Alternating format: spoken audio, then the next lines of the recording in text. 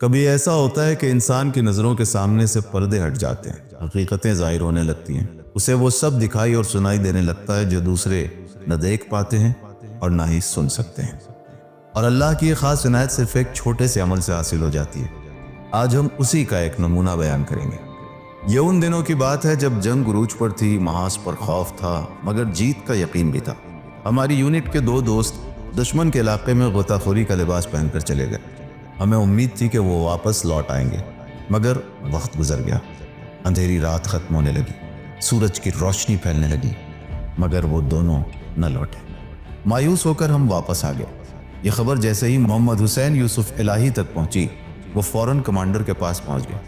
Commander فکر مند تھے، کہا اگر وہ دشمن کے ہاتھوں پکڑے گئے تو ہمارا پورا مشن ختم ہو جائے گا، مگر محمد حسین پرسکون تھے۔ نرمی سے بولے، کمانڈر مجھے ایک رات کی مہلت دیجیے، صبح تک کچھ خبر مل جائے گی۔ اگلی صبح میں نے محمد حسین کو دیکھا، چہرہ پرسکون، لبوں پر روشنی۔ میں نے پوچھا، کیا ہیڈ کوارٹر کو اطلاع دے دی؟ اس نے مسکرا کر کہا، نہیں۔ میں نے حیرانی سے پوچھا، کیوں؟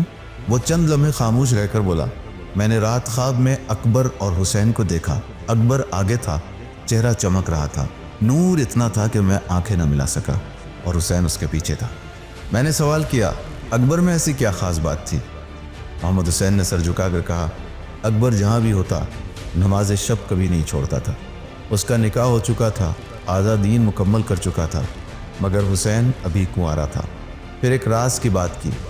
اکبر نے خواب میں کہا، فکر نہ کرو، ہم دشمن کے ہاتھ نہیں لگے، ہم واپس آ رہے ہیں۔ میں چونک گیا، کیا مطلب؟ کیسے؟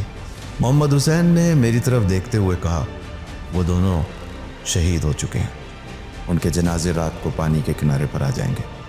میں نے حیرت سے پوچھا، لیکن یہ سب باتیں تمہیں کیسے معلوم ہیں؟ محمد حسین نے مسکرا کر کہا، حضرت زینب علیہ السلام نے مجھے بتایا ہے۔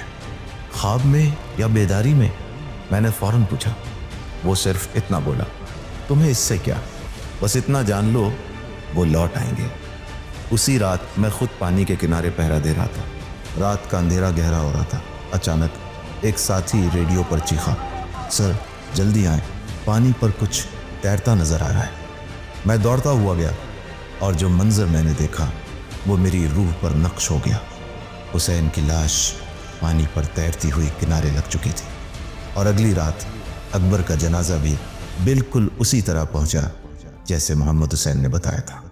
اور وہ محمد حسین جس کی معرفت کا یہ عالم تھا، وہ جسے لوگ یوسف الہی کہتے تھے، وہ اس مقام تک پہنچا کیسے؟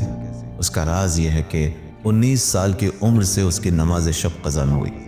اس نے کبھی کسی کو تکلیف نہ دی۔ اس کے دل میں غریبوں کے لیے درد تھا، اور وہ نہج البلاغہ کا دیوانہ تھا۔ مولا سید الشہداء امام حسین علیہ السلام کی مجالس اور عزاداری اس کی زندگی کا جز تھی، تو حضرت زینب سلام اللہ علیہا کی خاص نظر اس پر کیوں نہ ہوتی؟ کیونکہ نماز شب امام حسین علیہ السلام کی خاص تاکید ہے، بہن زینب مجھے نماز شب میں فراموش نہ کرنا۔